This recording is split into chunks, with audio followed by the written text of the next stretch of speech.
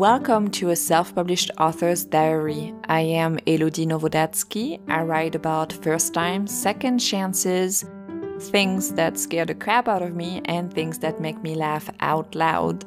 I'll be speaking with you and sharing my adventures in self-publishing, the behind the scenes of writing, and the business side of it.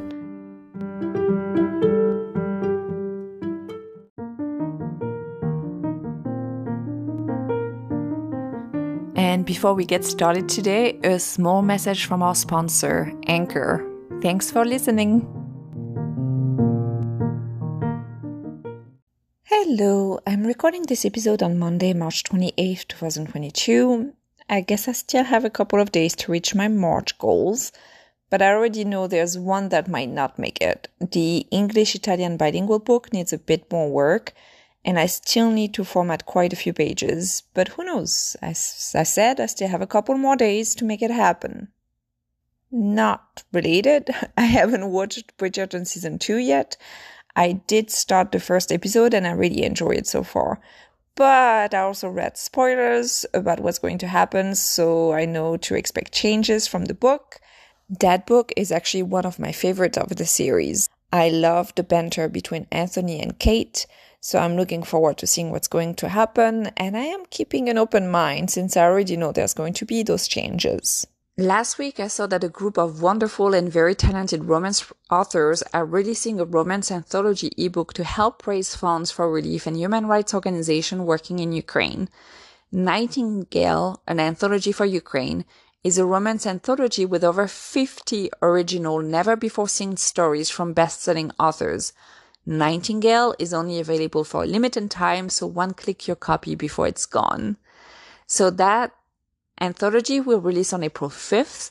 I already got my copy, and I just wanted to make sure you were aware of it in case you wanted to get your copy as well. So the link is in the episode's description. The chemical engineer and I spent some time outside this weekend cleaning our yard and replanting a blackberry bush so that it can have more room to grow. And we also had friends over on Sunday and we had a wonderful time. We talked and laughed a lot, and I'm sure there's a writing metaphor there somewhere, like how the time spent outside gardening and the time spent with friends is helping my stories grow. Which it is. I am actually looking forward to sitting with both my stories later today, this week, and add words. Lots of words. In this episode, I'll share some of my experience with Kindle Vella, so far because I just started, as well as what I'm planning to do with my Gavard City series in France.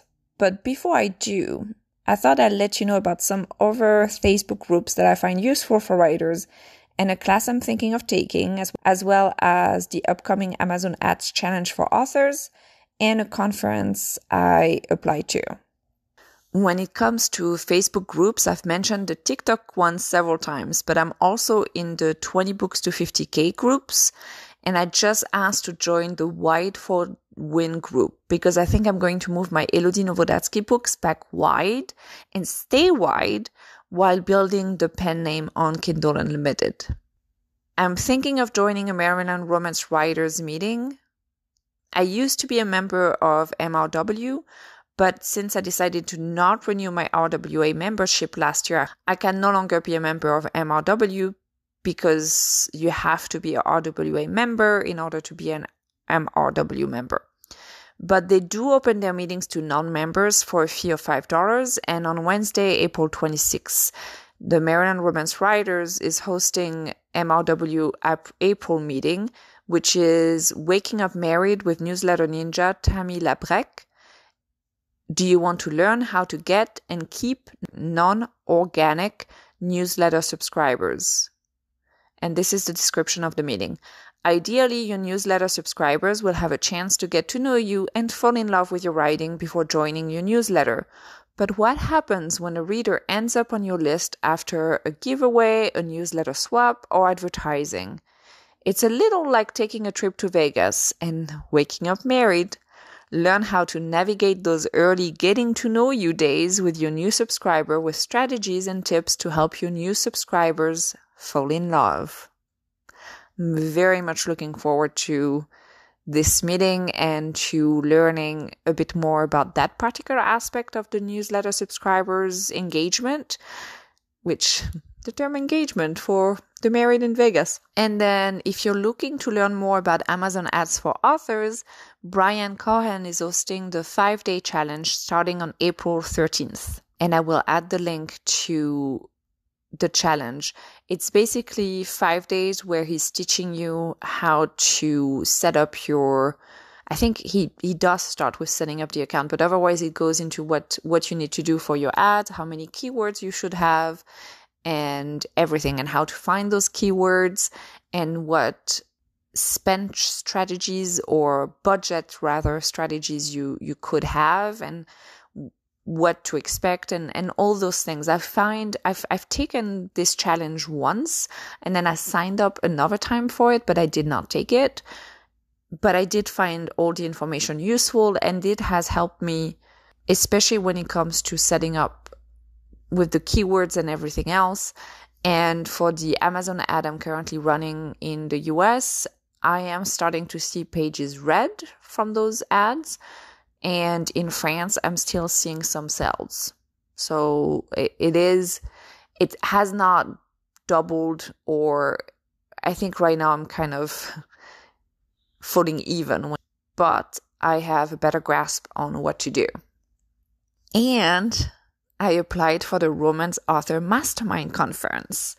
The Romance Author Mastermind was created to share knowledge and support women in the industry. Are you an author with an established platform looking to grow? We believe that the people who can best teach are not designated experts, but simply the people who are actually doing it. That's why we bring top-selling authors to speak with compassion and candor about their experiences.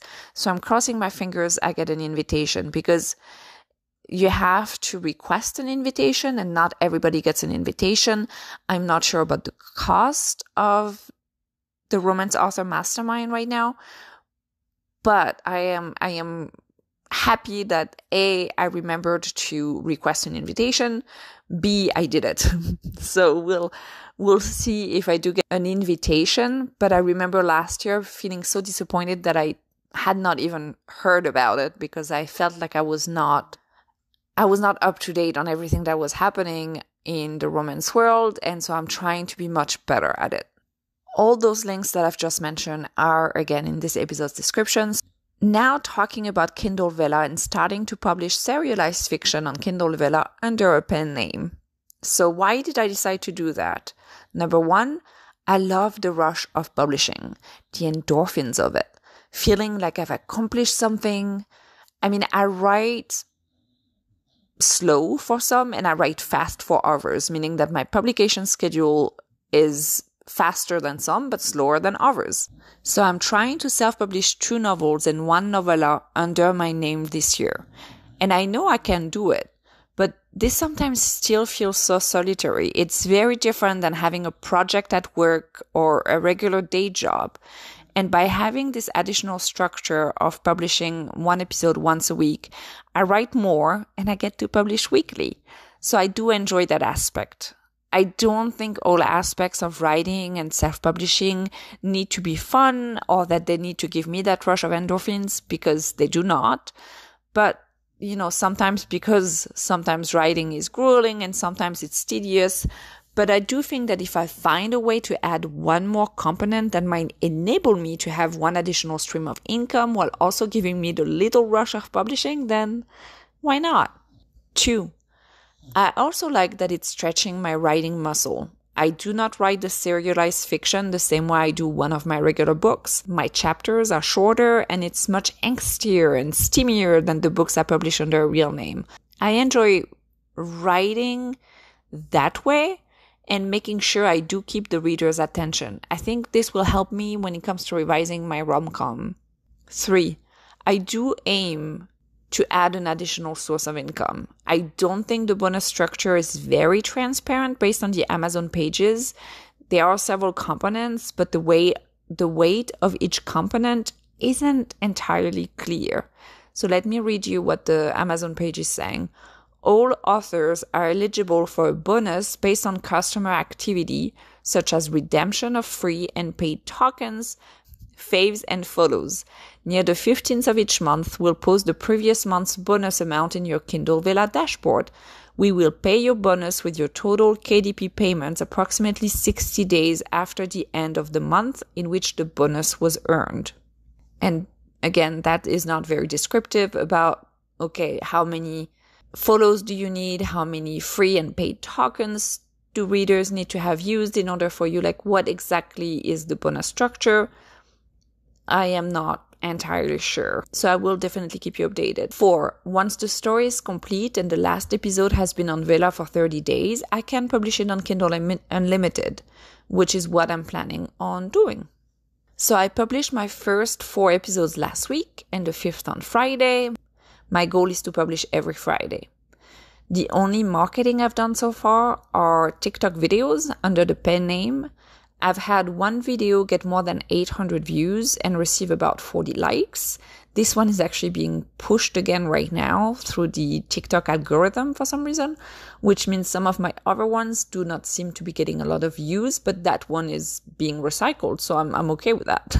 I've let my newsletter subscribers know that I'm publishing a new adult story under a pen name, that it is angstier and steamier, and to let me know if they'd like to have the link.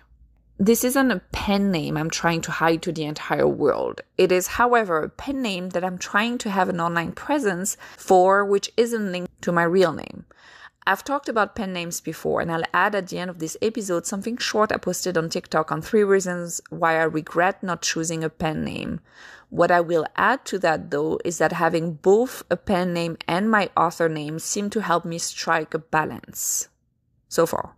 So yay! If you're interested about Kindle Vella, there are 2 Facebook groups for author. One of them is public that I joined, and I read quite a bit before publishing. I'll add those 2 links too as well to the episode's description. My aim for March is to have 5 story follows without doing anything extra than the TikTok videos at this stage, and to have 10 episodes unlocked. Those are the episodes after the first 3 free episodes. I currently have 7 episodes unlocked, 19 thumbs up total, and 4 followers. Next month, I will start an Instagram for the pen name and publish the same videos as Reels. And again, I'll let you know what the bonus is for me this time around and be transparent about my stats, knowing that I only started publishing at the end of March. At the beginning of the episode, I also mentioned that I would share with you what I'm planning to do for my Gathered City series in French. And so what I'm actually planning on doing is to set the first one in that series as a perma-free in French on all e-retailers. So I've been looking at my sales in France, and I've been looking at what has worked so far. And I did change a little bit, the ending of Fear Me Not in English, which I will adapt in French as well, or translate in French, so that the ending of Fear Me Not is hopefully engaging the reader more into reading See Me Not. And so once I have done that, I will put Fear Me Not in French perma-free, and I will do like I did for Summer Like No Other, which is, I think I just mentioned it on Facebook, and it just took off on pretty much all e-retailers.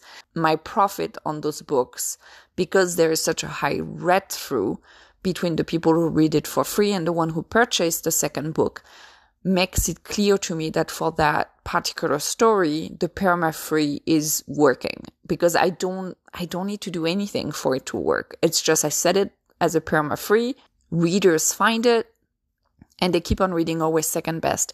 It's very low maintenance for me, and I do enjoy that. So I was thinking if I do the same with Fear Me Not, noting that I do have See Me Not and Trust Me Not also available in French, then that's 2 more books that I could get people to read and then start Jump Again, the series, before I release the next one in the series. So that's what I'm planning on doing for the Gathered City in French. I am looking into my strategy for my books in English, because I am not getting a lot of pages read via Kindle Unlimited. And I don't know if it's because, and I'm pretty sure it's because I need to market my books differently. I also need to market them. I'm not really marketing them right now. Except my Swanscove series, I'm not doing any marketing really for my Gavert City series, which I need to do more of because I'm going to be releasing the audiobook of Trust Me Not very shortly, as soon as it goes through the approval process. Well, as soon as I finish reviewing it and it goes through the approval process. So that's something that I need to set up and then try to think about maybe trying some Amazon ads maybe on those books, or trying to see, and that's what I was thinking, that's why I want to join the Wide for the Win Facebook author group, because I am really wondering about having my Elodie Nowodatsky books available wide and doing my pen name in Kindle Unlimited. And one of the reasons why I'm thinking about that is because I want to analyze a bit more where my other English-speaking readers come from, meaning like in Canada and in Australia and in other countries. Where do those readers read their books? And in my newsletter right now, most of my readers read their books on Kindle, but they don't read them in Kindle Unlimited. And yes, I know it's the chicken or the egg debate, meaning, are those the readers I have on my newsletters because I did not put my book in Kindle Unlimited from the beginning? So of course, my readers are not necessarily readers of Kindle Unlimited, or are those my readers because they are more likely to not be on Kindle Unlimited? I don't have the answer for that question. And so that's why I also want to do my pen name solely on Kindle Unlimited, so I can focus that particular work or those particular books also on Kindle Unlimited readers.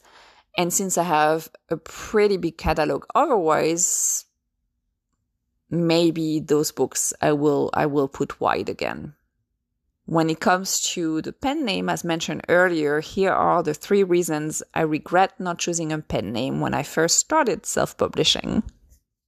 3 reasons I regret not choosing a pen name when I started self-publishing in 2014. Number 1, Nowodatsky, my last name, is very hard to spell, making it harder for readers to find me on Amazon, Barnes & Nobles, and all those e-retailers. 2, we are told that we're supposed to have an author brand, right? Well, sometimes I find it difficult that my personal name is always linked to my author brand. So having a pen name, I feel, might make it a bit easier, and I'm trying that out with my new Kindle Vella story, which is under a pen name. Number 3, making sure that I keep a certain sense of anonymity. And also, it might be harder for people to kind of find you online in all other places where you just want to keep certain spaces for yourself. Do you publish under a pen name? And don't forget to one-click Nightingale, an anthology for Ukraine. If you love romance, I think it's a great way to help raise funds for relief and human rights organizations working in Ukraine. As always, thank you so much for listening. Don't forget to subscribe, rate, review, and maybe even become a monthly supporter. The link is in the episode's description. I think it's all the way at the bottom of the episode's description. To all writers out there, happy writing. And to everybody, happy reading.